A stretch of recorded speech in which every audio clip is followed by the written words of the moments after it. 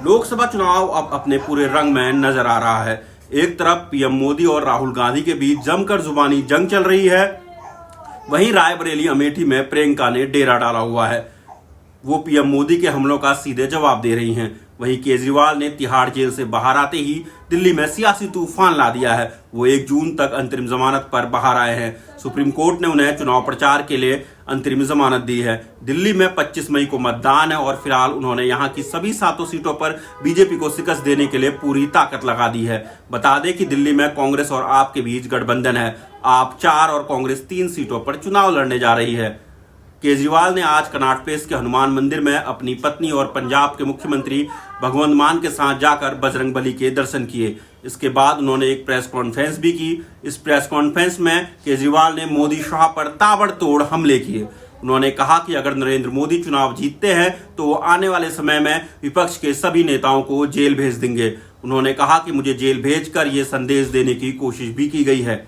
PM Modi के साथ केजरीवाल के निशाने पर अमित शाह भी थे। उन्होंने कहा कि मोदी शाह अगर चुनाव जीतते हैं तो ये दोनों 2 महीने के अंदर ही योगी आदित्यनाथ को यूपी के मुख्यमंत्री पद से हटा देंगे। केजरीवाल यही नहीं रुके, उन्होंने कहा कि मोदी अपने लिए नहीं बल्कि अमित शाह के लिए वोट मांग रहे हैं। अगले साल सितंबर में पीएम मोदी 75 साल के हो जाएंगे और फिर इसके बाद वो शाह को प्रधानमंत्री बना देंगे। उन्होंने कहा कि लोकसभा चुनाव में इंडिया गठबंधन की जीत हो रही है और हम सरकार बनाने जा रहे हैं। उन्होंने कहा कि बीजेपी 230 सीटों तक सिमट जाएगी। केंद्र में सरकार बनते ही दिल्ली में को पूर्ण राज्य का दर्जा मिलेगा। उन्होंने कहा कि इसके बाद दिल्ली का गवर्नर गुजरात का नहीं होगा। केजरीवाल ने कहा कि वो तानाशाही से लड़ने के लिए 24 घंटे में 26 घंटे काम करेंगे। केजरीवाल के हमलों से ये बात साफ है, जैसे जैसे चुनाव का समय नजदीक आएगा वैसे वैसे यहाँ सियासी पारा और भी ज्यादा चढ़ेगा। केजरीवाल के बाहर आने के बाद आप में नई ऊर्जा नजर आ रही है। उसके कार्यकर्ता अब खुलकर मैदान में आ गए हैं। इंडिया गठबंधन के कई दल चाहते हैं कि आने वाले समय में केजरीवाल उनके लिए चुनाव प्रचार करें।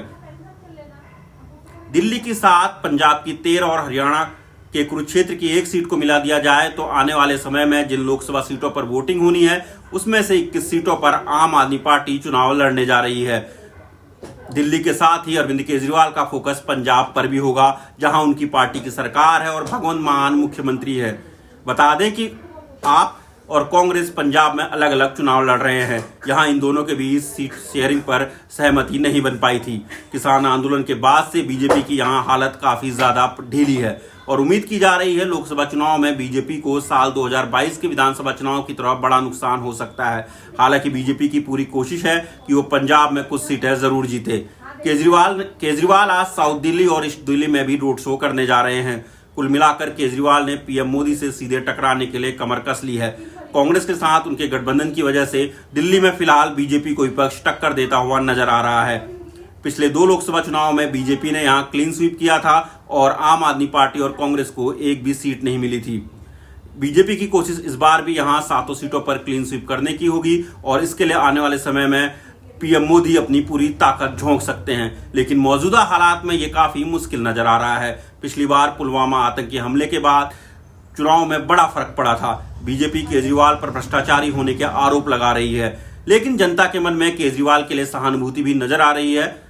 अब देखना होगा कि क्या ये वोटों में तब्दील हो पाएगी। लेकिन एक बात की गारंटी है कि आने वाले समय में ये चुनाव काफी रोमांचक होने वाले हैं और दिल्ली के चुनावी मौसम में केजरीवाल ने नई गर्मी तो पैदा कर ही दी है।